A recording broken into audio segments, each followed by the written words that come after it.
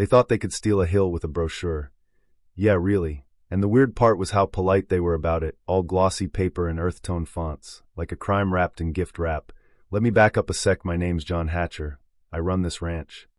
Been here longer than the subdivision across the creek, and what they mistook for empty pasture was 100 years of sweat, a gazebo my uncle and I built, a pond my dad dug, and a hell of a lot of stubborn memory, you know what I mean?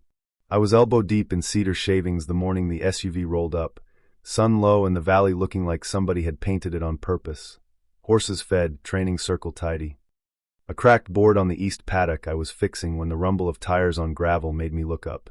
Out stepped a woman in heels and a blazer, perfect bob, clipboard like a podium, and the first words out of her mouth were, "You must be Mr. Hatcher," like my name was already hers to say. As if introductions were just formalities before ownership. She called herself Karen Fletcher, president of the Willow Crest HOA, and she wore a smile that smelled like a contract. "We'd love to include Vista Hill on our community trail," she said, pointing at the gazebo. "Perfect photo op, low impact, high visibility." She handed me a folder labeled Willow Crest Harmony Initiative, marketing jargon, faux earth tones. I didn't open it. Compliments like that usually come with a bill. At first I thought it was garden variety HOA overreach. Brochures left at the mailbox, surveyors wandering near the fence with laser tools, drones like flies mapping my pasture. Clipboard generals, we called them when I built bridges for the state, all posture and no rank. But then, in the space of a single day, things escalated. I went to town for a coop run, thought about stopping for a burger, came back to find a white event tent staked into my western field, plastic walkways laid across the grass, orange flags in neat rows marked P1, P2, overflow, a generator idling like it owned the place. Men in neon vests waved like they'd been scheduled. "Stage goes up Friday," they said, casual as if they'd rented a park. I asked for a name. They handed me a printed access agreement with a signature line signed by some John A. Fletcher. I laughed, not bitter, just stunned. Who's John Fletcher? My own name's John Hatcher. They were standing on my land with a piece of paper that wasn't mine, and that was the moment the smell of it hit me. Not just trespass, but a plan.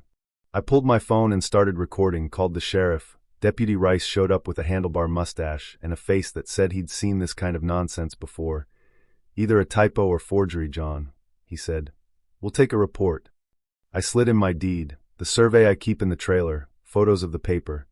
I walked the ridge that night and felt the creek like a line on a map, my boots finding the fence posts my grandfather placed. This land has been in my family since 1931. You don't just slip it into a brochure and call it community. And here's the thing, they hadn't only trespassed. Willow Crest had plastered my gazebo across their marketing, drone footage of my pond in their reels, panoramic hill overlook, available for community events. Read their orientation PDF. They were using my land to sell houses. That's brand theft, plain and simple.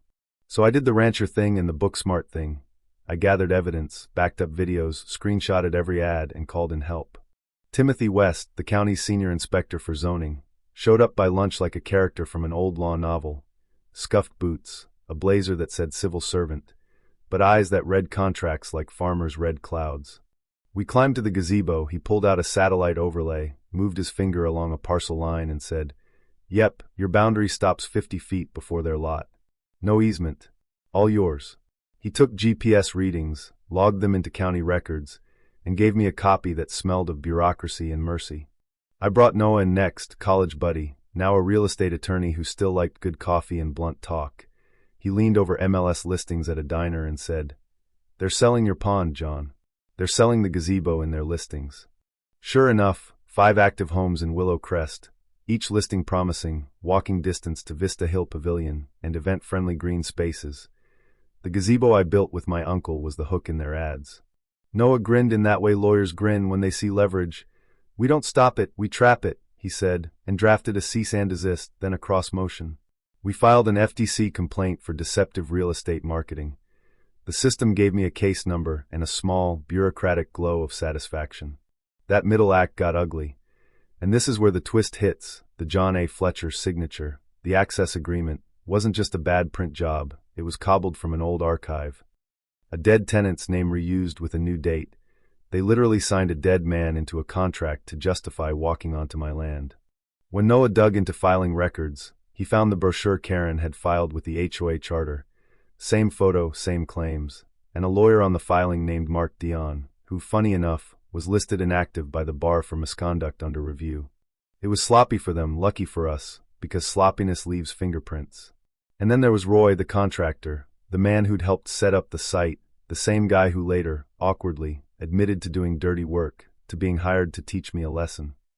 Roy's confession was the rotten center of their operation, hiring people to vandalize, to mislead, to manufacture permission, and thinking a town wouldn't notice. They pushed legal buttons too, filing for a temporary injunction to force access to Vista Hill for their event, Classic Play, used the court as a battering ram. We countered with fraud, trespass, and commercial misrepresentation. Noah subpoenaed their founding documents. Tim filed the GPS-verified inspection. I handed the judge a stack of screenshots and video evidence. The court, for once, looked less like a gallery and more like a way station.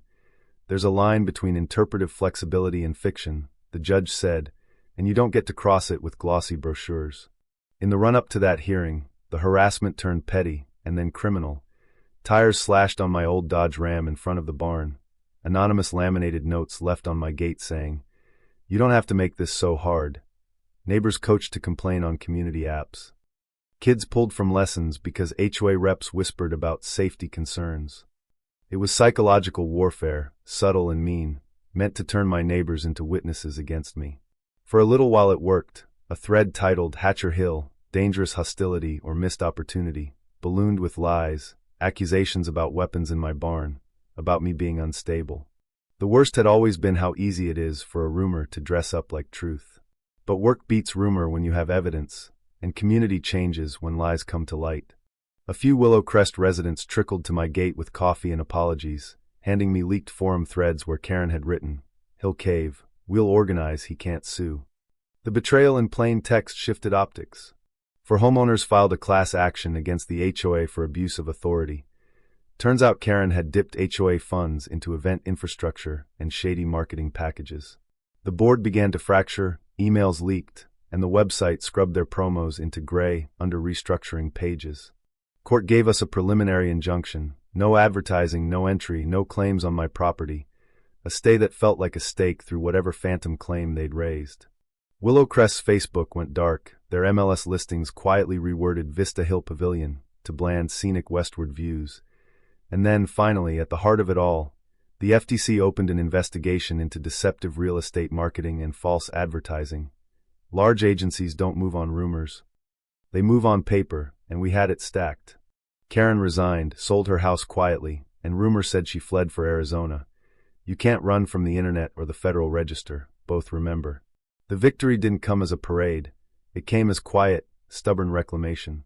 I rebuilt the gazebo rail that they'd cracked when setting their tent, restained the floorboards, oiled the bench until the wood shone like memory, and put up a small brass plaque. Private property, IST 1931. If you're here without permission, turn around. If you're here with respect, take a seat. No press, no camera, just the wind and Rosie the mare flicking her tail, and the horses settling back into a rhythm that does not care for politics. Hay in the morning, a scratch behind the ears at dusk. I won on paper, fines, injunctions, restructuring orders, a $330,000 penalty split across damages, legal fees, and restitution. The HOA put under county oversight, mandatory audits, and an ethics stain that doesn't wash easily. But the real satisfaction was that walk on the ridge alone. No orange flags, no generators humming, no drone shadows skimming my pond, just the sound of pine and the creek and a kind of quiet you can only get back after holding your ground. That felt like justice served, not as vengeance, but as correction, a lesson that community can't be a veneer for grabbing someone else's property. So here's the part one leave you with, and it's a question that still nags, even with the wins in the bank, when a group shouts community and slides legalese across the table. Who gets to define that word? Is it the people with glossy brochures and loud agendas? Or the ones who actually live the history of the place? When does for the common good become a cudgel for private gain? And how do you spot it before it shows up as a tent on your lawn? If you've ever been pushed around by a rulebook, an HOA, a neighbor with a mouth and money, tell me what you did. Would you have done anything different? Did you stand your ground or fold? Drop your story in the comments. Share your take on justice, on right and wrong, And let's talk about where the line should be drawn. Because sometimes the best map for facing a Karen is the footprint of someone who's stood in the same mud and not let go.